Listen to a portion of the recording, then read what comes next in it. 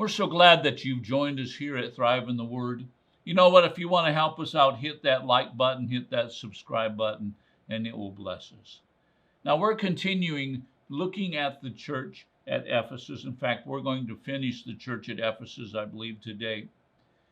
At the end of Jesus's messages and letters to the churches, he makes this statement: if you have ears to hear, let them hear. So let's pick up now in verse number 7, where he says, he who has an ear, let him hear what the Spirit says to the churches. To him who overcomes, I will grant to eat of the tree of life, which is in the paradise of God. Now, what is John talking about? What's Jesus talking about? What's John writing about? First of all, Jesus says, he who has an ear. Now, he's not just talking about a physical ear. He's talking about someone who has the ability to hear.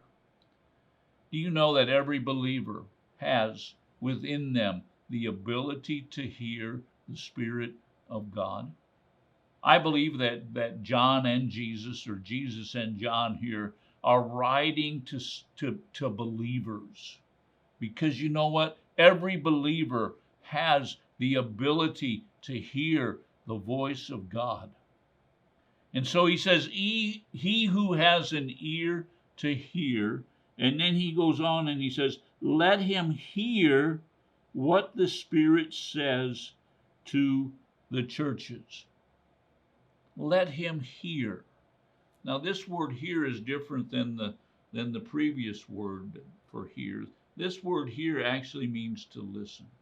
How many of you know that there's a big difference between hearing something, hearing someone's voice, and really listening and paying attention to what he's saying? You know what? This is what I think.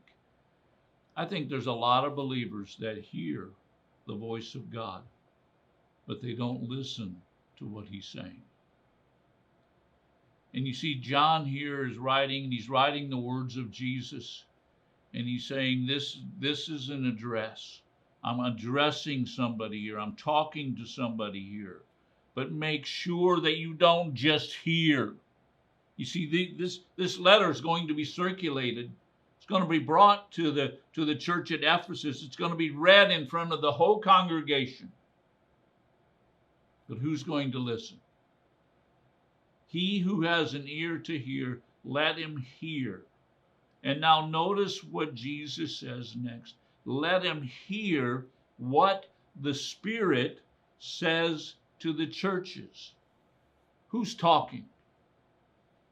Jesus is saying, you need to hear and you need to listen to what the Spirit of God is saying to the churches. You see, it's the Spirit of God on the inside of us that's speaking. Every believer has the Holy Spirit on the inside of them. It's inside of them, and it's not they're just lying dormant, but it's in there speaking through their conscience, speaking through an inner voice on the inside saying, don't do this, or don't do that, or do this, or do that. And we need to make sure that we don't just hear and have the ability to hear, but that we listen to what the Spirit of God on the inside of us is saying to us. Now, this is what the Spirit of God says, and he says it to the churches. Notice this is plural. It's not just one church. He's actually saying this to every church. I believe he's saying it to your church, the place that you go and assemble. Listen to what the Spirit of God is saying. Now, what is the Spirit of God saying to the churches? Well, this is what he says. To him who overcomes. In other words, to him who faces an obstacle. To him who looks trouble in the eye and overcomes it. To him who admits that there's a problem, and then he goes and he overcomes the problem that he sees. And by the way, Jesus is going to bring up problems to 5 of the 7 churches that he's writing to. He who overcomes. This is what the Spirit of God is saying, not to just the church at Ephesus, but he's saying it to every church. He's saying it to your church, to my church, to every church. He who overcomes. In other words, he who gets the victory over whatever is going on. He who overcomes, I will grant to eat of the tree of life, which is in the paradise of God. What's he going to do? What's the benefit of overcoming? What's the benefit of finding victory over whatever it is in your life or in your church's life? You begin to eat of the fruit of the tree of life. You know what happens?